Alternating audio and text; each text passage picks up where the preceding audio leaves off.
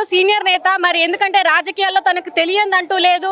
అటు బీఆర్ఎస్ కావచ్చు, బీజేపీ కావచ్చు, కాంగ్రెస్ కావచ్చు, చాలా మంది నేతలు చూసినటువంటి మేడం, మీరు చెప్పండి, నిజంగా ఈ రోజు పెట్టినట్టే చర్చకు సిద్ధం అన్నటువంటి ముఖ్యమంత్రి రేవంత్ రెడ్డి ఇక్కడికి రాకపోవడాన్ని మీరు ఏ విధంగా భావిస్తున్నారు? రేవంత్ రెడ్డికి మాట మీద నిలబడేటువంటి అలవాటు ఉన్నదా? మీరు కూడా చూస్తున్నారు మొదటి నుంచి. ఎందుకంటే అప్పుడు కొడంగల్లో ఓడిపోతే ఏమన్నాడు, నేను రాజకీయ సన్యాసం తీసుకుంటా అన్నాడు. మళ్ళీ పార్లమెంటుకు వచ్చి పోటీ చేసిండు.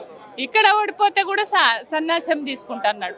మొన్నటికి మొన్న ఎన్నికలలో ఇవాళ అధికారంలోకి రావడానికి కోసమని ఇచ్చినటువంటి వాగ్దానాలు ఏవైతే ఉన్నాయో 420 హామీలు ఇచ్చిండు.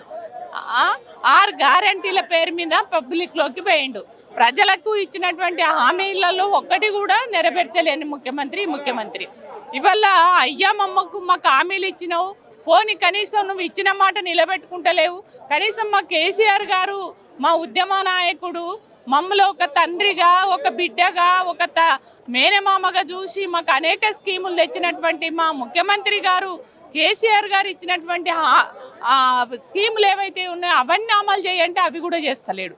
అది చేయకపోగా మొన్ననే మీరందరూ విన్నారు, మీ అందరూ ఇవాళ రైతులకు రుణమాఫీ ఇవ్వడంలో రుణమాఫీ చేయడంలో కానీ, రైతు బంధు ఇవ్వడంలో కానీ, రైతులకు ఇవ్వవలసినటువంటి అనేక స్కీమ్స్ అన్నీ బంద్ చేసిండు. కాబట్టి అవి ఇయ్యకపోగా ఏం చేసిండు, మేము రైతులకు ఏదో బాగా చేస్తున్నాము, కేసీఆర్ చేయలేదు, కేటీఆర్ చేయలేదని. ఎందుకంటే 9 రోజుల్లో 9,000 కోట్లు వేసినటువంటి ఘనత సీఎం రేవంత్ రెడ్డి. మరొకసారి మహిళలకు కూడా 60 మందికి నేను పోటీ చేయడానికి అవకాశం ఇస్తా వచ్చేటువంటి అసెంబ్లీ ఎన్నికలలో అంటున్నారు. డ్వాక్రా గ్రూప్లకు సంబంధించి నేను లోన్లు ఇస్తున్నాను, వడ్డీ లేని రుణాలు ఇస్తున్నా అంటున్నారు. మహిళలకు పెద్దపీట వేసినటువంటి రేవంత్ రెడ్డిని ఎందుకు ఇంతగా విమర్శిస్తుంది పార్టీ? అసలు మహిళలకు ఎక్కడన్నా పెద్దపీట వేసిండా? మహిళలకు మొన్న 70 ఏళ్ళకోసారి హందాల పోటీలు అని జరుగుతుంటాయి. ఇవాళ ప్రపంచవ్యాప్తంగా జరిగేటువంటి ఆ పోటీ ఇవాళ మన భారతదేశంలో, అది తెలంగాణలో జరిగితే అవి వచ్చినటువంటి మహిళల్ని గౌరవించేటువంటి పద్ధతి లేదు ఆయన దగ్గర. అగౌరవపరిచి పంపించినటువంటి ఈ రాష్ట్ర ముఖ్యమంత్రికి ఇవాళ మహిళలకు పెద్దపీట వేసి, మహిళల్ని గౌరవించి, మహిళలకు రేపు ఎక్కువ అవకాశాలు ఇస్తామని అంటే ఎవరు నమ్ముతారు? ఆయనకి ఇచ్చినటువంటి మాటలు ఏది కూడా నిలబెట్టుకునే అలవాట్లేదు. ఇవాళ మొన్నటికి మొన్న ఆయననే కదా సవాలు విసిరింది, నువ్వు వస్తావా, కేసీఆర్ గారు వస్తారా, కేటీఆర్ గారు వస్తారా, మీరు రండి, నేను కూడా నా కార్యకర్తల్ని తీసుకొని వస్తా, ఏ చర్చకైనా సిద్ధమే. కాంగ్రెస్ ప్రభుత్వం ఏర్పడ్డ తర్వాతనే ప్రతి మహిళ ఇంటి నుంచి బయటికి వెళ్ళడం ప్రారంభించింది. ఎందుకంటే ఉచిత మహిళ ఫ్రీ బస్సు ప్రయాణంతో గుళ్ళకి వెళ్ళేవారు గుళ్ళకి వెళ్ళారు, యాత్రలకు వెళ్ళేవాళ్ళు యాత్రలకు వెళ్ళారు, పెళ్లిళ్ళకి వెళ్ళేవారు పెళ్లిళ్ళకి వెళ్ళారు. ఎందుకంటే కనీస ఛార్జీలు లేకుండా ఉన్నటువంటి మహిళలు కూడా ఈ పథకంతో ఎంతో మంది కొంత లబ్ధి పొందుతున్నారు. మరి ఇలాంటప్పుడు ఎందుకు తెలంగాణ మహిళలు ఎప్పుడు గుళ్ళకు పోలేదు, ఎప్పుడు పూజలు చేయలేదు, ఎప్పుడు పెళ్లిళ్ళకు పోలేదు, ఎప్పుడు కూడా ఏం పండుగలు చేసుకోలేదా? ఇవాళ రేవంత్ రెడ్డి ఇవన్నీ మహిళలకు ఉచిత బస్సులు ఇచ్చి ఇవన్నీ చేసుకునేటువంటి అవకాశం కల్పించిండా? ఈ రాష్ట్ర ముఖ్యమంత్రి ఉచిత బస్సులు అనే పేరు మీద మహిళలే కొట్లాడుకునేటువంటి, జుట్టు పట్టుకున్నాడు, తోపులాడ, కింద మీద పడుకుంటా ప్రయాణాలు చేసేటువంటి పరిస్థితికి నెట్టబడ్డాడు. ఆనాడు 10 బస్సులు ఉంటే ఇవాళ 5కే తీసుకొచ్చినటువంటి ఈ రేవంత్ రెడ్డి ఆ డొక్కు బస్సులను వేసి మహిళలు ఇబ్బంది పడుతుంది. మహిళలే అంటున్నారు కదా, అసలు నేనేమన్నా ఉచిత బస్సులు వేయమన్నామా, మాకేమన్నా ఉచితంగా ఇవ్వమన్నామా? నువ్వు ఇచ్చినటువంటి బస్సులు ఒకటి కూడా సక్కలేదు, మా మహిళలకు చాలా ఇబ్బంది పెట్టినావు రేవంత్ రెడ్డి, నువ్వు ఇచ్చినటువంటి హామీలన్నా నెరవేర్చు అని చెప్పేసి మహిళలే అడుగుతున్నటువంటి పరిస్థితి. కాబట్టే ఇవాళ రేవంత్ రెడ్డి ఏదైతే సవాలు విసిరిండో ఆ సవాల్ని స్వీకరించి ఇవాళ కేటీఆర్ గారు వచ్చిర్రు సోమాజిగూడ ప్రెస్ క్లబ్కి. మరి ఆయన ఎటు పోయిండు? ఢిల్లీకి పారిపోవాల్సినటువంటి అవసరం ఏమొచ్చింది? అంటే ఆ ముఖం లేదు, అంటే ఆ ఇచ్చినటువంటి హామీలు నెరవేర్చలేమనేటువంటిది ఏదైతే ఉందో దాన్ని చెప్పుకునేటువంటి ప్రాజెక్టులు తీసుకురావడానికి మాత్రమే నేను అధిష్టానంతో కలుస్తున్నాను, అదేవిధంగా ఇతర దేశాల ఉన్నటువంటి ప్రతినిధులతో కలుస్తున్నాను అంటున్నారు. మరి ఆ విధంగా కూడా అనుకోవచ్చు కదా మనం. ఏమన్నా వచ్చినాయా? మీరే కేసీఆర్ కట్టిన ప్రాజెక్టులు, కేసీఆర్ కట్టిన గుళ్ళు, కేసీఆర్ గారు కట్టిన కాలేజీలు, టెంపుల్సే తప్ప, స్కూల్లే తప్ప ఏమన్నా ఈ పెద్ద ప్రాజెక్టు తీసుకొచ్చిండు రేవంత్ రెడ్డి, కిన్ని 100 కోట్లు తీసుకొచ్చిండు, గీ అభివృద్ధి చేసిండని చెప్పమనండి. ఎక్కడైనా ఆయన ఆనవాలు ఉందా? అంతేందుకు మొన్న అందాల పోటీలు చేసినప్పుడు కూడా కేసీఆర్ గారు కట్టినటువంటి సెక్రటేరియట్ కావచ్చు, రామప్ప కావచ్చు, యాదగిరి గుట్ట కావచ్చు, ఇవన్నీ కూడా కేసీఆర్ గారి ఆనవాలే కదా.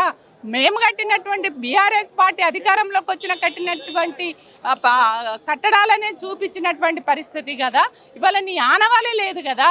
సంస్థాగత ఎన్నికల్లో బీఆర్ఎస్ ప్రభావం ఎట్లా ఉండబోతోంది? ఖచ్చితంగా రేపు రాబో స్థానిక సంస్థల ఎన్నికలలో బీఆర్ఎస్ పార్టీ ఒక ఉద్యమ పార్టీ కాబట్టి మళ్ళీ మా కేసీఆర్ గారే రావాలి. మా కేసీఆర్ గారు అయితేనే మా బతుకుల్ని చూసినటువంటి వ్యక్తి, మమ్మల్ని ఆదుకుంటాడు, మా కష్టాలు తెలిసినటువంటి బిడ్డ కాబట్టి బీఆర్ఎస్ రావాలి. కేసీఆర్నే మళ్ళీ మళ్ళీ వచ్చే ఎన్నికలలో ఈ రాష్ట్రానికి ముఖ్యమంత్రిగా చేసుకోవాలనేటువంటి ఆలోచనలో ఈ రాష్ట్ర ప్రజలు ఉన్నారు. ఖచ్చితంగా స్థానిక సంస్థలలో కూడా అన్నిటికీ అన్ని బీఆర్ఎస్ పార్టీ జడ్పీటీసీలు కావచ్చు, ఎంపీపీలు కావచ్చు, జిల్లా పరిషత్ చైర్మన్లు కావచ్చు, మున్సిపల్ చైర్మన్లు కావచ్చు, మేయర్లు కావచ్చు, అన్నిటిని కూడా బీఆర్ఎస్ఏ కైవసం చేసుకోబోతుంది. చూస్తున్నాం. ఎందుకంటే ఇచ్చినటువంటి హామీలు అమలు చేయడంలోనే విఫలం కాదు, చేసినటువంటి సవాళ్ళను కూడా వెనక్కి తీసుకునేటువంటి పరిస్థితి ఏర్పడింది ఇప్పుడున్నటువంటి ముఖ్యమంత్రి రేవంత్ రెడ్డికి అంటున్నారు. అదేవిధంగా వచ్చేటువంటి సంస్థాగత ఎన్నికలే కాదు, వచ్చేటువంటి అసెంబ్లీ ఎన్నికల్లో కూడా మళ్ళీ ముఖ్యమంత్రి కేసీఆర్ అవుతానంటున్నారు సీనియర్ మహిళా రాజకీయ నేత తులా ఉమా. వీడియో జర్నలిస్ట్ రంజిత్తో Rani, 24 news, Somajiguda press club. Hi friends, thank you for watching this video. ఈ వీడియో గనుక మీకు నచ్చినట్లయితే దయచేసి లైక్ చేయండి, షేర్ చేయండి. ముఖ్యంగా మా ఛానల్ 24/7 న్యూస్ టీవీని సబ్స్క్రైబ్ చేసుకోండి. ఆ తర్వాత మీ విలువైన అభిప్రాయాల్ని, మార్పులు, చేర్పులు, కావాల్సిన వీడియో ఏమన్నా ఉంటే మన వీడియో కింద కామెంట్ సెక్షన్లో కామెంట్ రూపంలో తెలియజేయండి. నమస్కారం, సాయిదంచిక మాట్లాడుతున్నాను. ప్లీజ్ సబ్స్క్రైబ్, షేర్, లైక్ చేయండి 24/7 టీవీ ఛానల్. హాయ్ నమస్తే, నేను మీ Sonia Akula. Please subscribe to 24/7 news TV. Hi అండి, అందరికీ నమస్తే. నేను Mankota Prasad. Please do subscribe 24/7 news TV. Political, entertainment and infotainment updates కోసం like, share, subscribe 24/7 news TV. Hi friends, thank you for watching this video. ఈ video గనుక మీకు నచ్చినట్లయితే దయచేసి లైక్ చేయండి, షేర్ చేయండి. ముఖ్యంగా మా ఛానల్ 24/7 న్యూస్ టీవీని సబ్స్క్రైబ్ చేసుకోండి.